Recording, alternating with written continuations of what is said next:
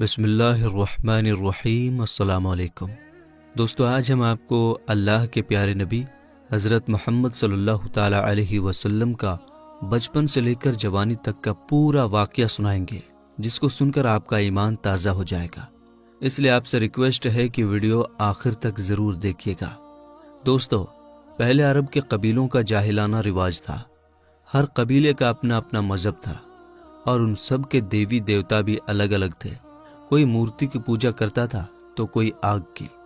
یہودیوں اور عیسائیوں کے بھی قبیلے تھے اور وہ بھی مذہب کے بگاڑ کے شکار تھے۔ اس وقت لوگ اللہ کو چھوڑ کر انسانوں اور پیڑ پہاڑوں کی پوجا کرنے میں لگے ہوئے تھے۔ پورے عرب میں دنگا فساد عام تھا۔ عورتیں اور بچے محفوظ نہیں تھے۔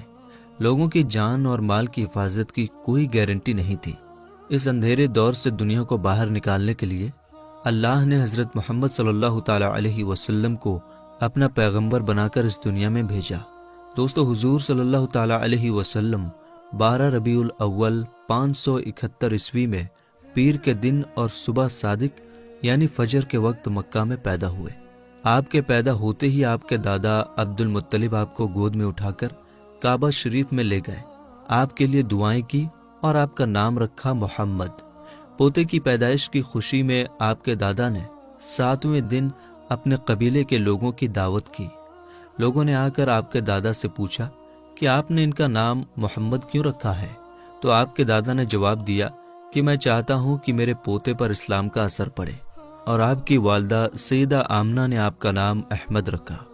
دوستو، پیغمبر حضرت محمد مصطفیٰ صلی اللہ تعالی علیہ وسلم جب پیدا ہوئے تو آپ کی ختنہ پہلے سے ہی کی ہوئی تھی، اور آپ کی آنکھوں میں سرما بھی لگا ہوا تھا، اور آپ کا تمام بدن پاکیزہ تھا۔ جب آپ کے دادا عبد المطلب نے اپنے پوتے کو ختنہ شدہ اور ناف کٹا ہوا پایا تو وہ بہت زیادہ خوش ہوئے اور فرمایا کہ میرا پوتا بڑی نرالی اور بڑی شان والا ہوگا۔ اور یہی نہیں، جب آپ صلی اللہ تعالی علیہ وسلم پیدا ہوئے تو آپ کی مٹھی مبارک بھی بند تھی، مگر شہادت والی انگلی آسمان کی طرف اٹھی ہوئی تھی، اور ایسا لگ رہا تھا جیسے خدا کی وحدانیت کا اقرار کر رہی ہے۔ دوستو، جب حضرت محمد صلی اللہ تعالی علیہ وسلم پیدا ہوئے تو اس وقت عرب میں یہ رواج ہوا کرتا تھا کہ شہر کے بڑے لوگ اپنے بچوں کو دودھ پلوانے کے لیے اور پلنے بڑھنے کے لیے دیہاتوں میں بھیج دیا کرتے تھے، تاکہ گاؤں دیہات کی کھلی ہوا میں رہ کر ان کا بچہ خوب صحت مند بنے۔ کیونکہ دوستو، اس زمانے میں گاؤں دیہات کا موسم شہروں کے مقابلے زیادہ صاف ستھرا اور زیادہ اچھا ہوا کرتا تھا۔ اسی وجہ سے گاؤں دیہات میں پلے بچے زیادہ صحت مند اور موٹے تازے ہوا کرتے تھے۔ دوستو، اسی رواج کے مطابق پیغمبر حضرت محمد صلی اللہ تعالی علیہ وسلم کو بھی مکہ سے دور طائف کے قریب ایک علاقہ ہے جہاں بنی سعد قبیلہ رہتا ہے، وہاں لے جایا گیا اور ایک دائی کو سونپ دیا گیا جس کا نام دائی حلیمہ تھا، اور وہ بنی سعد قبیلے سے تھی، اس لیے ان کو حلیمہ سعدیہ بھی کہا جاتا ہے۔ دوستو، دائی حلیمہ بہت غریب گھرانے سے تھی، اس لیے انہوں نے آپ صلی اللہ تعالی علیہ وسلم کی پرورش کا ذمہ لیا، یہ سوچ کر کہ 2 سال ان کی پرورش کروں گی تو اس کے بدلے میں مجھے کچھ مال مل جائے گا، تاکہ اس سے ان کی زندگی کا گزر بسر اچھی طرح سے ہو سکے۔ دوستو، جیسے ہی حضرت آمنہ نے اپنے پیارے بیٹے حضرت محمد صلی اللہ تعالی علیہ وسلم کو دائی حلیمہ کے حوالے کیا، اور جو ہی دائی حلیمہ نے آپ صلی اللہ تعالی علیہ وسلم کو اپنی گود میں اٹھایا تو اسی وقت سے دائی حلیمہ کی زندگی میں رحمت اور برکت ہونی شروع ہو گئی۔ دوستو، اس وقت عربوں میں یہ رواج تھا کہ بچے کی پرورش کا ذمہ 2 سال کا ہوا کرتا تھا، اور ہر 6 مہینے کے بعد بچے کو اس کے گھر والوں سے ملانا ہوتا تھا۔ اسی رواج کے مطابق دائی حلیمہ بھی 6 مہینے کے بعد پیغمبر حضرت محمد صلی اللہ تعالی علیہ وسلم کو ان کی ماں سے ملانے کے لیے مکہ پہنچی۔ ان کے ساتھ ان کا شوہر حارث اور ان کا ایک چھوٹا بچہ بھی تھا جو ان کی گود میں تھا۔ وہ بچہ بھوک سے رو رہا تھا کیونکہ حلیمہ بہت کمزور تھی اور کھانے پینے کی کمی بھی تھی، اس وجہ سے دائی حلیمہ دودھ نہیں پلا پا رہی تھی۔ لیکن جیسے ہی انہوں نے اللہ کے پیغمبر حضرت محمد صلی اللہ تعالی علیہ وسلم کو اپنی گود میں اٹھایا اور ان کو دودھ پلانا شروع کیا تو پیغمبر حضرت محمد صلی اللہ تعالی علیہ وسلم نے خوب سیر ہو کر دودھ پیا، اور آپ صلی اللہ تعالی علیہ وسلم کے دودھ پی لینے کے بعد دائی حلیمہ نے اپنے معصوم بچے کو بھی خوب دودھ پلایا۔ یہ دیکھ کر حلیمہ پریشان ہو گئیں کہ یہ کیا معاملہ ہوا۔ وہ جب مکہ آ رہی تھیں تو ان کے پاس دودھ نہیں تھا، مگر جب سے یہ بچہ ان کی گود میں آیا ہے تب سے اللہ کی طرف سے خاص رحمتوں کا آنا شروع ہو گیا ہے۔ دوستو، اس کے بعد دائی حلیمہ اپنے شوہر حارث اور اپنے بچے اور پیغمبر حضرت محمد صلی اللہ تعالی علیہ وسلم کے ساتھ ایک دبلی پتلی سی اونٹنی پر سوار ہو گئیں۔ وہ اونٹنی جب بنی سعد کے قبیلے سے نکل کر مکہ کی طرف آئی تھی تو وہ بہت سستی سے چلتی ہوئی مکہ پہنچی تھی، لیکن اب معاملہ یہ ہوا کہ دائی حلیمہ کی اونٹنی سب سے آگے چل رہی تھی۔ دائی حلیمہ کی سہیلیوں نے اپنی آنکھوں سے دیکھا کہ دائی حلیمہ کی یہ وہی اونٹنی تھی جو مکہ میں بڑی سستی سے آئی تھی۔ اب اس اونٹنی کو آخر کیا ہو گیا کہ وہ اب بڑی رفتار سے چل رہی تھی۔ دوستو، یہ نظارہ دیکھ کر دائی حلیمہ کی سہیلیاں کہنے لگیں، حلیمہ، ہم پر رحم کرو، دھیرے چلو، کیا یہ وہی اونٹنی ہے جس پر تم مکہ آئی تھی؟ تو یہ سن کر دائی حلیمہ کہنے لگیں کہ جب سے یہ بچہ میری گود میں آیا ہے تب سے معلوم نہیں عجیب عجیب سے واقعے میرے ساتھ ہونے لگے ہیں۔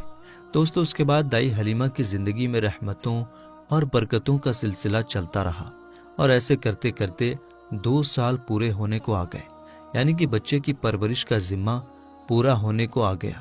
جو ایگریمنٹ ہوا تھا وہ پورا ہو رہا تھا۔ خیر اور برکتوں کا سلسلہ دائی حلیمہ نے ان 2 سالوں میں اپنی زندگی میں خوب دیکھا۔ اس وجہ سے ان کا دل نہیں چاہ رہا تھا کہ وہ اس نورانی بچے کو واپس اس کے گھر والوں کو سونپ دے، مگر دستور کے مطابق 2 سال کے بعد اس کو واپس سونپنا ہی تھا۔ اس لیے 2 سال کے بعد دائی حلیمہ پیغمبر حضرت محمد صلی اللہ تعالی علیہ وسلم کو اپنے ساتھ لے کر مکہ کی طرف نکل پڑی۔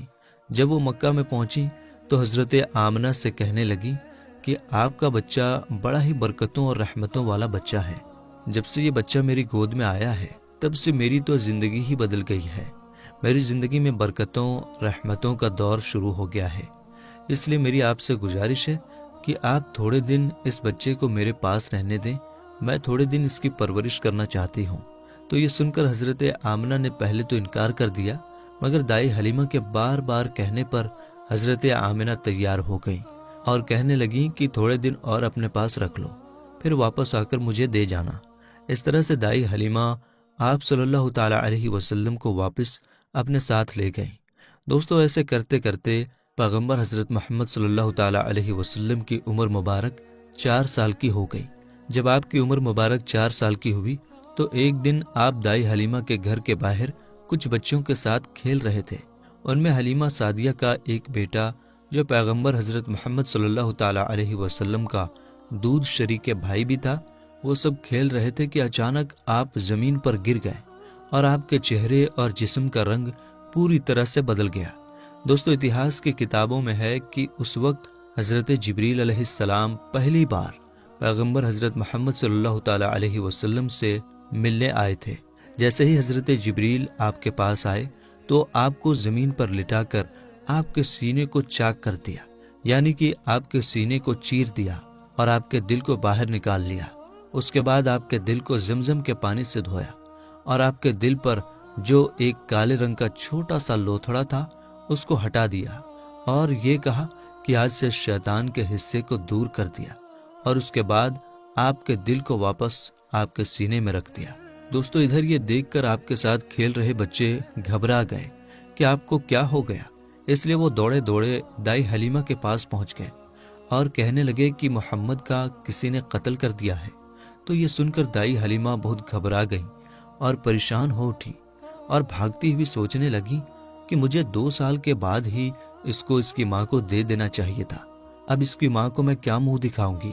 یہ سوچتے ہوئے دائی حلیمہ بھاگتی ہوئی آپ تک پہنچی تو حلیمہ نے دیکھا کہ آپ کا جسم کا رنگ بدلا ہوا ہے، مگر تھوڑی دیر کے بعد آپ کو ہوش آ گیا۔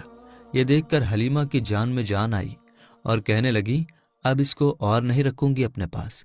اس کے بعد دائی حلیمہ مکہ پہنچی اور پیغمبر محمد صلی اللہ تعالی علیہ وسلم کو حضرت آمنہ کے حوالے کر دیا۔ دوستو، اس کے بعد 4 سال کی عمر کے بعد آپ اپنی ماں حضرت آمنہ کے پاس رہنے لگے۔ اس کے بعد زندگی کے دن بیتتے چلے گئے۔ سن 575 یا 576 میں جب آپ کی عمر 5 اور 6 سال کے بیچ ہوئی تب آپ اپنی ماں حضرت آمنہ کے ساتھ اور اپنے دادا عبد المطلب کے ساتھ مدینہ کی طرف نکلے۔ مدینہ میں آپ کے لیے 2 خاص باتیں تھیں۔ ایک تو یہ کہ مدینہ میں آپ کے والد حضرت عبداللہ کی قبر مبارک تھی، اور دوسری بات یہ تھی کہ مدینہ میں آپ کے دادا عبد المطلب کا ننھال بھی تھا۔ دوستو، اس زمانے میں سفر 1 مہینے یا 1.5 مہینے کا ہوا کرتا تھا، اس لیے آپ کا یہ سفر بھی تقریباً مہینے بھر کا تھا۔ 1 مہینے کے بعد جب آپ پلٹ کر واپس مکہ کی طرف آ رہے تھے تو آپ کی زندگی میں جو واقعہ پیش آیا اسے دیکھ کر آپ کے دادا عبد المطلب بھی رونے لگے۔ اللہ کے پیغمبر حضرت محمد صلی اللہ تعالی علیہ وسلم کو اپنے بچپن کی عمر میں ہی آپ کو دوسرا بڑا جھٹکا لگا اور اللہ نے آپ کو ایک اور آزمائش میں ڈال دیا۔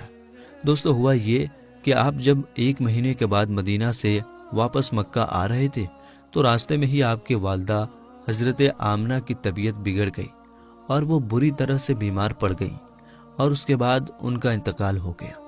مکہ اور مدینہ کے بیچ الابوا نام کی ایک جگہ ہے، وہیں پر حضرت آمنہ کو دفن کیا گیا، اور اس طرح سے آپ 6 سال کی عمر میں ہی یتیم ہو گئے۔ آپ کی اس حالت کو دیکھ کر آپ کے دادا عبد المطلب بہت پریشان ہوئے اور وہ رونے لگے۔ ایک تو یہ کہ آپ کی پیدائش کے کچھ دن پہلے آپ کے والد حضرت عبداللہ کا انتقال ہو گیا تھا، اور اب دوسرا جھٹکا یہ لگا کہ آپ کی عمر ابھی 6 سال کی بھی نہیں ہوئی تھی کہ آپ کی والدہ کا بھی انتقال ہو گیا۔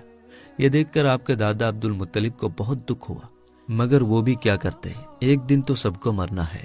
اس کے بعد آپ کے دادا عبد المطلب نے آپ کو اپنی گود میں اٹھایا اور مکہ کی اور چل پڑے، اس فکر کے ساتھ، اس سوچ کے ساتھ کہ آخر اس معصوم سے بچے کے ساتھ ایسا کیوں ہو رہا ہے۔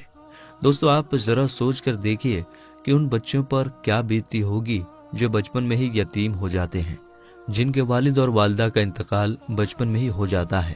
اس کے بعد ایسے بچوں کو لوگ دھتکار بھری نظروں سے دیکھتے ہیں، پھر ایسے بچوں کے ساتھ اچھا برتاؤ بھی نہیں کیا جاتا۔ مگر آپ کے ساتھ اللہ کی مدد تھی، جیسا کہ اللہ نے خود قرآن پاک میں ارشاد فرمایا ہے کہ آپ کے یتیم ہونے پر اللہ کی مدد آپ کے ساتھ تھی۔ اسی وجہ سے آپ کے ساتھ اچھا معاملہ پیش آیا اور اللہ نے آپ کو سہارا دیا۔ دوستو، اس کے بعد آپ کے دادا عبد المطلب آپ کو غم کے ساتھ لے کر مکہ میں پہنچے۔ آپ کے گھر کے اندر غم کا ماحول تھا۔ ابو طالب جو آپ کے چچا تھے وہ آپ کو اس حالت میں دیکھ کر رونے لگے۔ ابو طالب آپ کو بہت چاہتے تھے، اور عبد المطلب بھی اپنے بیٹوں سے زیادہ اور اپنے پوتوں سے زیادہ پیغمبر حضرت محمد صلی اللہ تعالی علیہ وسلم کو چاہتے تھے۔ دوستو، ہم آپ کو بتا دیں کہ عبد المطلب وہ شخص تھے جو قریش کے بہت بڑے سردار تھے۔ ان کی لوگ سب سے زیادہ عزت کیا کرتے تھے۔ کعبہ کی چھاؤں میں ان کے لیے ایک خاص فرش بچھایا جاتا تھا جس پر صرف وہی اکیلے بیٹھتے تھے، کسی دوسرے کو اس پر بیٹھنے کی اجازت نہیں ہوتی تھی۔ اللہ کے پیغمبر حضرت محمد صلی اللہ تعالی علیہ وسلم ابھی چھوٹے تھے، کھیلتے کھیلتے وہاں پر آ جایا کرتے تھے اور آ کر اس پر بیٹھ جایا کرتے تھے، اور حضرت عبد المطلب کے ساتھی آگے آتے تاکہ ان کو اٹھا کر وہاں سے الگ بٹھا دیا جائے، لیکن عبد المطلب ان کو روکتے تھے اور کہتے تھے کہ یہ میرا پوتا ہے اور اسے بیٹھنے دو۔ پھر آپ کے دادا آپ کے سر پر اور آپ کی پیٹھ پر ہاتھ پھیرتے اور آپ کو اپنے پاس بٹھا لیتے تھے۔ دوستو، کہنے کا مطلب یہ ہے کہ آپ کے دادا عبد المطلب کے دل میں آپ کے لیے محبت کوٹ کوٹ کر بھری ہوئی تھی۔ آپ کی وہ ہر خواہش کا خیال رکھتے تھے، آپ کی ہر ضرورت کو وہ پورا کیا کرتے تھے، آپ کو کسی بھی طرح کی کوئی تکلیف نہیں ہونے دیتے تھے۔ وہ ہمیشہ آپ کو اپنے ساتھ رکھتے، اپنے ساتھ میں گھماتے پھراتے اور ہمیشہ آپ کو خوش رکھتے۔ دوستو، ایسا کرتے کرتے دن بیتتے چلے گئے۔ اب آپ کی عمر مبارک 8 سال کی ہو گئی، مگر سوچیے اللہ کے نبی نے کیسی کیسی آزمائشوں سے گزر کر اپنے زندگی کا سفر پورا کیا۔ اب آپ کی عمر مبارک 8 سال 2 مہینے 10 دن کی ہوئی تو ایک دن اچانک آپ کے دادا عبد المطلب کا بھی انتقال ہو گیا۔ مرتے وقت آپ کے دادا نے آپ کی پرورش کا ذمہ ابو طالب کو سونپ دیا۔ ابو طالب آپ کے سگے چچا تھے۔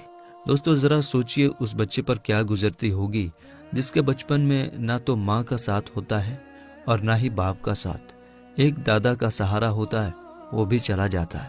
اس کے بعد آپ کی پرورش کا ذمہ آپ کے چچا ابو طالب اٹھاتے ہیں۔ دوستو، اس کے بعد ابو طالب نے آپ کو سہارا دیا، آپ کی ہر طرح سے حفاظت کی، آپ کی دشمنوں سے، تلوار سے، ہر طرح سے آپ کو محفوظ رکھا اور آخری سانس تک آپ کی مدد کرتے رہے۔ حالانکہ ابو طالب پیسے والے نہیں تھے، پھر بھی آپ کو کسی بھی بات کی کمی محسوس نہیں ہونے دی۔ آپ جس بھی چیز کی خواہش کرتے تھے آپ وہ پوری کر دیتے تھے۔ میرے دوستو، اس کے بعد دن بیتتے چلے گئے۔ ابو طالب جب بھی کسی سفر پر جاتے تو آپ حضرت محمد صلی اللہ تعالی علیہ وسلم کو اپنے ساتھ لے کر جاتے، کیونکہ اس زمانے میں سفر بہت لمبا ہوا کرتا تھا، 1-1.5 مہینے کا سفر ہوتا تھا، اور ابو طالب نہیں چاہتے تھے کہ یہ معصوم سا بچہ جس کے نہ والد نہ والدہ کا سہارا ہے، نہ کوئی دادا کا سہارا ہے، اس کو کسی اور کے بھروسے چھوڑ کر جاؤں اور اس کو تکلیف ہو۔ دوستو، ایک بار ابو طالب اپنے قافلے کے ساتھ ملک شام کی طرف تجارت کے لیے روانہ ہوئے۔ یاد رکھیں، پہلے عرب میں جو لوگ تھے، خاص کر کے قریش کے لوگوں کا امپورٹ ایکسپورٹ کا بزنس تھا، یعنی کہ وہ ایک جگہ سے سامان خریدتے تھے اور دوسرے جگہ پر لے جا کر اس کو بیچ دیتے تھے۔ اس طرح سے وہ لوگ سامان خریدتے اور بیچتے تھے۔ اسی کام کے سلسلے میں ابو طالب اپنے قافلے کے ساتھ ملک شام کی طرف نکلے۔ ساتھ میں آپ نے حضرت محمد صلی اللہ تعالی علیہ وسلم کو بھی لے لیا اور آپ کو ایک اونٹنی پر سوار کر دیا۔ ابو طالب کا جب یہ قافلہ ملک شام کے بارڈر پر پہنچا تو رات ہو چکی تھی، اس لیے انہوں نے وہیں پر اپنا پڑاؤ ڈالا تاکہ وہ وہیں پر رات گزار سکیں اور اپنی تھکان دور کر سکیں۔ دوستو، ہم آپ کو بتا دیں کہ اس زمانے میں راہب ہوا کرتے تھے جو ایک جگہ سے دوسری جگہ پیدل جایا کرتے تھے۔ اس زمانے میں ایک عیسائی راہب تھا، یعنی کہ کرسچن راہب تھا، جو لوگوں کی رہنمائی کرتا تھا۔ وہ کبھی اپنے گھر سے باہر نہیں نکلتا تھا، یعنی کہ وہ ہمیشہ اپنے گھر کے اندر ہی رہتا تھا۔ جب اس کو معلوم چلا کہ ان کے سامنے کسی نے پڑاؤ ڈالا ہے تو وہ دوڑتا ہوا ان کے پاس آیا اور پیغمبر حضرت محمد صلی اللہ تعالی علیہ وسلم کو لے لیا اور ابو طالب سے کہنے لگا کہ یہ بچہ ساری دنیا کا سردار بن کر آیا ہے۔ اس کی یہ بات سن کر ابو طالب حیران ہوئے اور پوچھنے لگے کہ تمہیں کیسے پتا؟ تم کو کس نے بتایا ہے کہ یہ بچہ ساری دنیا کا سردار بن کر آیا ہے؟ تو اس راہب نے کہا کہ جب تم اس گھاٹی سے ادھر اس گھاٹی میں آ چکے تھے تو اس گھاٹی میں ایسا کوئی بھی درخت اور پتھر نہیں تھا جو اس بچے کو دیکھ کر نہ جھکا ہو، اور پتھر اور درخت صرف انہی لوگوں کے آگے جھکتا ہے جس کو اللہ اپنا پیغمبر بنا کر بھیجتا ہے۔ اس کے بعد وہ کہنے لگا، تم اس بچے کو ملک کے ساتھ ساتھ لے کر مت جانا، کیونکہ آگے یہودیوں سے ان کو خطرہ ہے، کہیں وہ اس کا قتل نہ کر دیں، اور میں اس بچے کو اچھی طرح سے پہچانتا ہوں کیونکہ تورات اور انجیل میں ان کے رسول ہونے کا ذکر آیا ہے، اور میں اس بچے کو اچھی طرح سے پہچانتا ہوں۔ ان کی پیٹھ کے نیچے ایک سیب کی طرح جو نبوت کی مہر لگی ہے، اس مہر سے بھی میں ان کو پہچانتا ہوں، لہٰذا تم انہیں ملک شام لے کر مت جانا۔ دوستو، اب ابو طالب کو اس راہب کی باتوں پر یقین آ چکا تھا کہ وہ جو کہہ رہا ہے بالکل سچ کہہ رہا ہے۔ اس کے بعد ابو طالب نے کسی شخص کے ذریعے سے پیغمبر محمد صلی اللہ تعالی علیہ وسلم کو واپس مکہ میں پہنچا دیا، کیونکہ ابو طالب کو اب یہ معلوم ہو چکا تھا کہ یہ جو بچہ ہے یہ کوئی معمولی بچہ نہیں ہے، یہ بچہ خاص مرتبے والا بچہ ہے۔ اس کے بعد ابو طالب آپ کی پرورش اور آپ کی حفاظت کے معاملے میں اور زیادہ چوکنا ہو گئے اور آپ کی ہر طرح سے حفاظت کرنے لگے۔ اس کے بعد جب آپ جوان ہو گئے تو آپ صلی اللہ تعالی علیہ وسلم کی سچائی اور ایمانداری کو دیکھ کر ایک بار حضرت خدیجہ رضی اللہ تعالی عنہا نے آپ کو اپنا مال دے کر شام میں تجارت کے لیے بھیجا اور ساتھ میں اپنے ایک غلام کو بھی لگا دیا۔ اللہ کے فضل و کرم سے تجارت میں بہت فائدہ ہوا۔ حضرت خدیجہ کے غلام جن کا نام مسیرہ تھا، انہوں نے بھی آپ کی ایمانداری اور اچھے اخلاق کی خوب تعریف کی۔ یہ دیکھ کر حضرت خدیجہ آپ کی طرف مائل ہوئے، یعنی کہ حضرت خدیجہ آپ صلی اللہ تعالی علیہ وسلم سے بہت پربھاوت ہوئی، اور اس کے بعد آپ نے خود ہی پیغمبر محمد صلی اللہ تعالی علیہ وسلم کو نکاح کرنے کا پیغام بھیجا۔ دوستو، ہم آپ کو بتا دیں کہ حضرت خدیجہ رضی اللہ تعالی عنہا عرب میں ایک کامیاب بزنس وومن تھی، اور اپنے ویاپار سے ہوئی کمائی کو حضرت خدیجہ غریب، اناتھ، ودوا اور بیماروں میں بانٹا کرتی تھی۔ انہوں نے انگنت غریب لڑکیوں کی شادی کا خرچہ بھی اٹھایا تھا، اور اس طرح ایک بے حد نیک اور سب کی مدد کرنے والی عورت کے روپ میں اسلام میں ہی نہیں بلکہ پوری دنیا کے اتہاس میں ان کا بڑا یوگدان رہا ہے۔ یعنی کہ حضرت خدیجہ ہمیشہ غریب لوگوں کی اناج اور کپڑوں سے مدد کیا کرتی تھی۔ حضرت خدیجہ مورتیوں میں وشواس نہیں کرتی تھی اور نہ ہی ان کی پوجا کرتی تھی۔ دوستو، ہم آپ کو یہ بھی بتا دیں کہ حضرت خدیجہ کی پیغمبر محمد صلی اللہ تعالی علیہ وسلم کے ساتھ شادی ہونے سے پہلے 2 شادیاں ہو چکی تھیں، اور ان کے اپنے پہلے دونوں شوہروں سے بچے بھی تھے۔ انہوں نے اپنا پہلا نکاح ابو حالہ سے کیا تھا، جن سے ان کو 2 بیٹی ہوئی تھی۔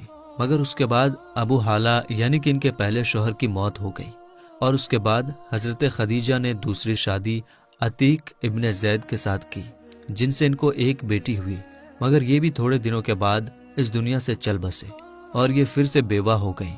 ان کے بعد عرب کے بڑے بڑے تاجداروں نے، سرداروں نے خدیجہ کے ساتھ شادی کی پیشکش کی، مگر حضرت خدیجہ راضی نہ ہوئے، یہاں تک کہ اللہ تعالیٰ نے آپ کو پیغمبر محمد صلی اللہ تعالیٰ علیہ وسلم کی طرف مائل کر دیا۔ دوستو، اس کے بعد حضرت خدیجہ نے پیغمبر محمد صلی اللہ تعالیٰ علیہ وسلم کی ایمانداری اور تجارتی سفر کو دیکھ کر تیسرے نکاح کا پیغام آپ نے خود ہی اپنی ایک خاص سہیلی جس کا نام نفیسہ تھا، اس کے ذریعے آپ نے پیغمبر محمد صلی اللہ تعالیٰ علیہ وسلم کے پاس نکاح کا پیغام بھیجا۔ تو یہ سن کر پیغمبر حضرت محمد صلی اللہ تعالیٰ علیہ وسلم نے یہ کہہ کر انکار کر دیا کہ وہ اس کے بارے میں پہلے اپنے چچا ابو طالب اور اپنی چاچی سے بات کریں گے، اس کے بعد میں ہی وہ اس کے بارے میں آپ کو بتائیں گے۔ دوستو، اس کے بعد پیغمبر حضرت محمد صلی اللہ تعالیٰ علیہ وسلم نے اس پیغام کے بارے میں اپنے چچا ابو طالب سے بات کی، یعنی کہ ان کو اس پیغام کے بارے میں بتایا۔ تو یہ سن کر آپ کے چچا ابو طالب بہت زیادہ خوش ہوئے اور نکاح کروانے کے لیے راضی ہو گئے اور آپ کو اجازت دے دی۔ آپ کے چچا حضرت حمزہ نے خدیجہ کے چچا عمرو بن سعود سے رسول اللہ صلی اللہ تعالیٰ علیہ وسلم کے ولی یعنی کہ بڑے ہونے کی حیثیت سے بات چیت کی، اور 20 اونٹنی مہر یعنی کہ نکاح کے وقت عورت یا بیوی کو دی جانے والی رقم یا جو آپ کی حیثیت میں ہو، یہ دے کر آپ کے چاچا ابو طالب نے آپ کا نکاح پڑھا دیا۔ دوستو، اس کے بعد حضرت خدیجہ اور پیغمبر محمد صلی اللہ تعالیٰ علیہ وسلم کے نکاح کا خطبہ آپ کے چاچا ابو طالب نے پڑھا، اس میں اللہ کی حمد و ثنا کی گئی۔ اس کے بعد قبول نامہ ہوا اور مہر بیان کیا گیا۔ مہر میں 20 اونٹنی لکھی گئی۔ دوستو، یہ ملک شام کی واپسی کے 2 مہینے کے بعد کی بات ہے۔ اس وقت آپ کی عمر 25 سال کی تھی اور حضرت خدیجہ کی عمر 40 سال تھی۔ حضرت خدیجہ آپ کی پہلی بیوی تھی۔ حضرت خدیجہ کے جیتے جی آپ نے کسی اور عورت کے ساتھ شادی نہیں کی۔ آپ کی تمام اولادیں بھی انہی سے ہوئی ہیں، صرف حضرت ابراہیم حضرت ماریہ سے پیدا ہوئے تھے۔ دوستو، پیغمبر حضرت محمد صلی اللہ تعالیٰ علیہ وسلم اور حضرت خدیجہ رضی اللہ تعالیٰ عنہ کی اولادیں یہ ہیں، یعنی کہ آپ کی اولادوں کے نام یہ ہیں: پہلے قاسم، پھر زینب، پھر رقیہ، پھر ام کلثوم، پھر فاطمہ اور پھر عبداللہ۔ آپ کے تمام لڑکے بچپن میں ہی انتقال کر گئے تھے، البتہ آدھی بچیوں نے آدھی نبوت کو پایا، ایمان لائی اور ہجرت بھی کی، اور سب کی سب آپ کی زندگی میں ہی انتقال کر گئی۔ صرف حضرت فاطمہ رضی اللہ تعالی عنہا آپ کے اس دنیا سے پردہ فرما جانے کے 6 مہینے بعد اس دنیا سے رخصت ہوئیں۔ حضرت خدیجہ رضی اللہ تعالی عنہا آپ کی پہلی بیوی ہیں۔ جب آپ صلی اللہ تعالی علیہ وسلم پر پہلی آیت نازل ہوئی تو رسول اللہ صلی اللہ تعالی علیہ وسلم نے سب سے پہلے آپ کو بتایا۔ اسلام قبول کرنے والی میں حضرت خدیجہ پہلی خاتون ہیں۔ اسلام کو پھیلانے میں نہ صرف آپ نے ساتھ دیا بلکہ مالی طور پر بھی آپ نے بڑھ چڑھ کر حصہ لیا۔ دوستو، پیغمبر حضرت محمد صلی اللہ تعالی علیہ وسلم حضرت خدیجہ رضی اللہ تعالی عنہا سے بہت محبت کیا کرتے تھے، اور ان کے ہوتے ہوئے یعنی کہ حضرت خدیجہ کے جیتے جی آپ نے دوسری شادی نہیں کی تھی۔ حضرت خدیجہ اور پیغمبر محمد صلی اللہ تعالی علیہ وسلم کا ساتھ تقریباً 25 سال تک رہا۔ اللہ کے پیغمبر حضرت محمد صلی اللہ تعالی علیہ وسلم نے فرمایا کہ خدیجہ دنیا کی بہترین عورتوں میں سے ہے۔ آپ رضی اللہ تعالی عنہ کی وفات کے بعد بھی پیغمبر حضرت محمد صلی اللہ تعالی علیہ وسلم اکثر آپ کو یاد کیا کرتے تھے اور آپ کی سہیلیوں کو ہدیہ بھجواتے رہتے تھے۔ دوستو، پیغمبر حضرت محمد صلی اللہ تعالی علیہ وسلم کی تمام اولادیں یعنی کہ آپ کے 6 بچے حضرت خدیجہ سے ہی ہیں، سوائے حضرت ابراہیم رضی اللہ تعالی عنہ کے۔ حضرت خدیجہ کی قبر مبارک جنت المعلی مکہ میں ہے۔ جس سال حضرت خدیجہ رضی اللہ تعالی عنہا اور آپ کے چاچا ابو طالب کا انتقال ہوا تھا، اس سال کو آپ نے غم کا سال قرار دیا۔ میرے دوستو، اعلان نبوت سے پہلے اللہ کے پیغمبر حضرت محمد صلی اللہ تعالی علیہ وسلم کچھ کھانے پینے کا سامان اپنے ساتھ لے کر غار حرا کی پہاڑی پر چلے جایا کرتے تھے اور وہاں جا کر اللہ کی عبادت کرتے تھے، یعنی کہ اللہ کی عبادت میں مشغول رہتے تھے۔ یہ سلسلہ کافی دنوں تک ایسے ہی چلتا رہا، یعنی کہ کافی دنوں تک آپ اسی طرح سے غار ہرا کی پہاڑی پر جا کر اللہ کی عبادت کرتے رہے۔ ایک مرتبہ اللہ کے پیغمبر حضرت محمد صلی اللہ تعالی علیہ وسلم غار ہرا کی پہاڑی پر اللہ کی عبادت میں مشغول تھے کہ اتنے میں آپ کے پاس حضرت ابراہیم علیہ السلام اپنی اصل شکل و صورت میں آپ کے پاس تشریف لائے، یعنی کہ اچانک حضرت جبریل علیہ السلام آپ کے سامنے نازل ہو گئے۔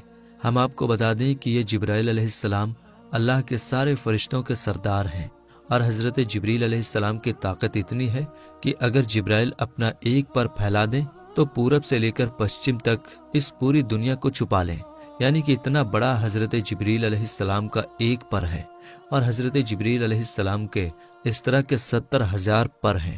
اب آپ سوچئے کہ حضرت جبریل کتنے زیادہ بڑے ہوں گے۔ اس کے علاوہ حضرت جبریل کی اسپیڈ اتنی زیادہ ہے کہ یہ پلک جھپکتے ہی سدرہ سے زمین پر آ جاتے ہیں، اور پلک جھپکتے ہی اس زمین سے واپس سدرہ پر پہنچ جاتے ہیں۔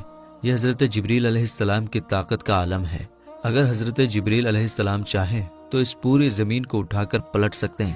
قوم لوط کو اسی طرح سے حضرت جبریل علیہ السلام نے پلٹا تھا۔ یہ حضرت جبریل علیہ السلام کی شان ہے جو اللہ کے ایک فرشتے ہیں۔ دوستو، یہی حضرت جبریل علیہ السلام پہلی بار اپنی اصلی شکل و صورت میں اللہ کے پیارے نبی حضرت محمد صلی اللہ تعالی علیہ وسلم کے سامنے حاضر ہو گئے اور کہنے لگے، پڑھو اقرا۔ یہ سن کر آپ صلی اللہ تعالی علیہ وسلم نے فرمایا، میں نہیں پڑھتا۔ حضرت جبریل نے دوبارہ کہا، پڑھو اقرا۔ آپ صلی اللہ تعالی علیہ وسلم نے پھر کہا، میں نہیں پڑھتا۔ حضرت جبریل علیہ السلام نے تیسری مرتبہ کہا، پڑھو اقرا، تو آپ نے پھر کہا، میں نہیں پڑھتا۔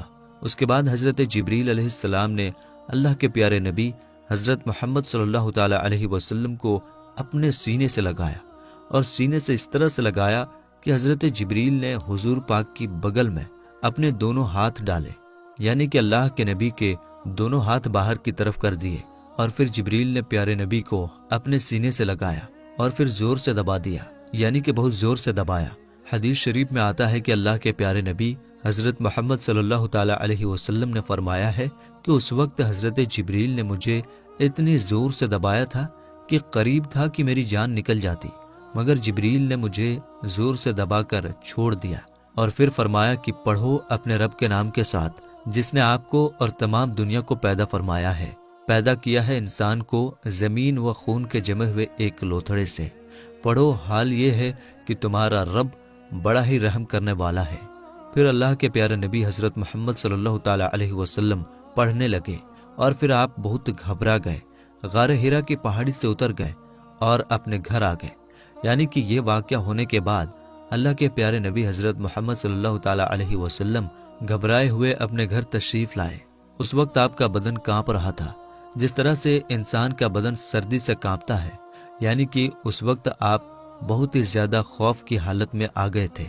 آپ صلی اللہ تعالی علیہ وسلم بہت ہی زیادہ گھبرائے ہوئے اپنے گھر آئے، اور آپ نے اپنی بیوی حضرت خدیجہ رضی اللہ تعالی عنہا سے فرمانے لگے، چادر لاؤ اور مجھ کو چادر اوڑھا دو۔ حضرت خدیجہ چادر لے کر آئیں، اور پھر آپ وہ چادر اوڑھ کر سو گئے۔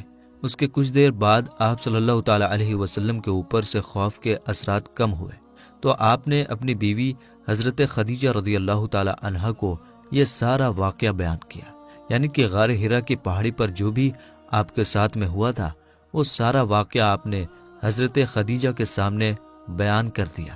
یہ واقعہ سن کر حضرت خدیجہ نے فرمایا کہ آپ کے اوپر یہ کوئی شیطانی کام نہیں ہو سکتا ہے، کیونکہ آپ نے تو ہمیشہ غریبوں کی مدد کی ہے، آپ نے تو ہمیشہ بیواؤں کو سہارا دیا ہے، آپ تو ہمیشہ یتیموں کے سہارے بنے ہو، آپ نے ہمیشہ بے سہارا لوگوں کی مدد کی ہے، اس لیے آپ کے ساتھ میں اللہ تعالیٰ کبھی کچھ غلط نہیں ہونے دے سکتا، آپ کو اللہ کبھی اس طرح سے ضائع نہیں کرے گا۔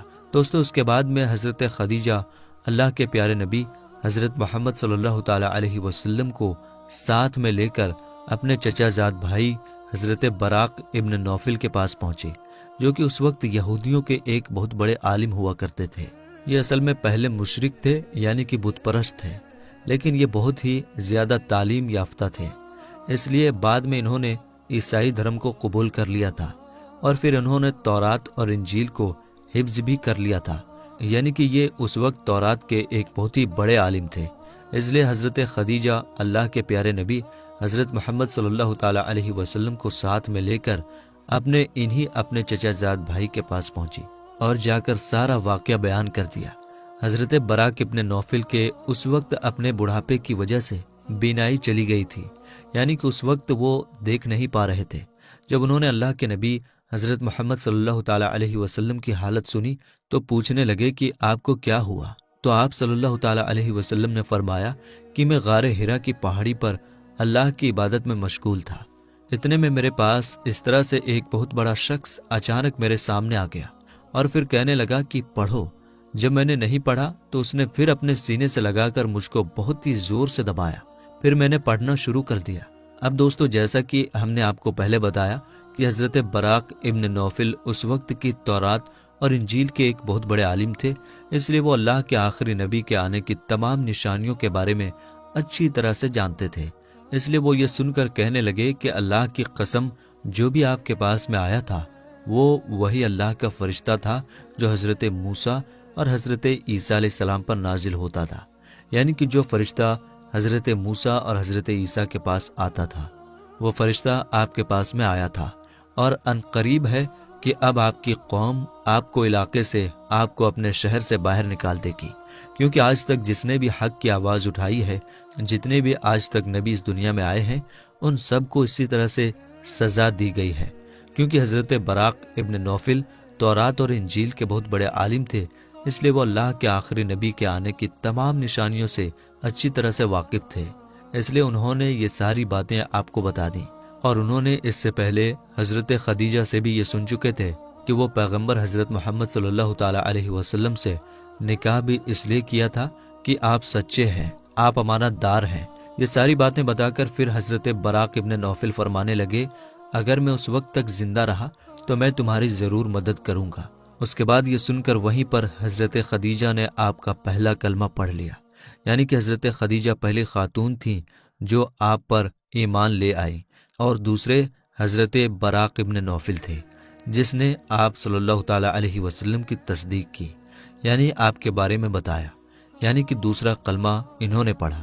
تو میرے دوستو، آگے کا واقعہ انشاءاللہ ہم اپلوڈ کریں گے، اس لیے چینل کو ضرور سبسکرائب کر لیجیے گا۔ ملیں گے انشاءاللہ تعالیٰ اگلی ویڈیو میں۔ السلام علیکم، اللہ حافظ۔